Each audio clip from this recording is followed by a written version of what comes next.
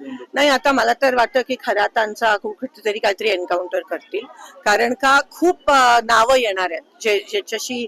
भोंदूबाबा अशोक खरात याच्याशी संबंधित महिला अत्याचार आणि आर्थिक गैरव्यवहार प्रकरणानं संपूर्ण महाराष्ट्रात खळबळ उडवली आहे. या प्रकरणानंतर केवळ सामाजिक नाही तर राजकीय वर्तुळातही मोठे पडसाद उमटताना दिसत आहेत. अनेक राजकीय नेत्यांचे अशोक खरात सोबतचे फोटो सोशल मीडियावर व्हायरल झाल्यानंतर आरोप प्रत्यारोपांना जोर आलाय.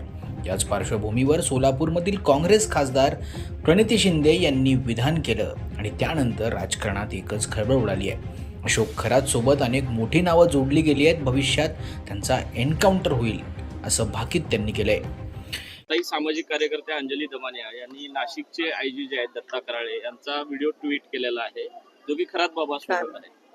नाही, आता मला तर वाटतं की खरातांचा कुठेतरी काहीतरी एन्काउंटर करतील, कारण का खूप नावं येणार आहेत ज्याच्याशी ते जुडले आहेत. आणि आता जे सत्ताधारी आहेत, मिनिस्टर्स आहेत, त्यांना घेऊन पण ही नावं येणार आहेत. एकीकडे आपण महिला आरक्षणाचा विषय आणि तिथे महिलांचं शोषण होत असेल तर मग खरंच काय तुम्ही कोणत्या पद्धतीत आरक्षण वर होतं, पण ते खालपर्यंत जर तुमचे विचारच महिलांच्या विरोधात असतील तर तुम्ही आरक्षण कसं लागू करणार? प्रतिभा चाकणकर, ज्या रुपाली चाकणकर यांच्या बहीण आहेत, त्या असं म्हणतात की आमच्या नावे फेक अकाउंट काढलेलं आहे, आम्हाला त्याची कसली कल्पना नाही. पुरावे तर मिळालेत आता, तर मला त्याच्याबद्दल काही टिप्पणी. भोंदू अशोक खरातची जमीन अनेक ठिकाणी सोलापूर जिल्ह्यात सुद्धा जवळपास 50 एकराच्या आसपास जमीन मिळते आणि ही नेमकी या जे काही मार्ग जात आहेत महामार्ग, तिथेच ही जमीन जाते. म्हणजे कुठेतरी सरकारमधले लोक त्याला 100% यांची मिलीभगत आहे.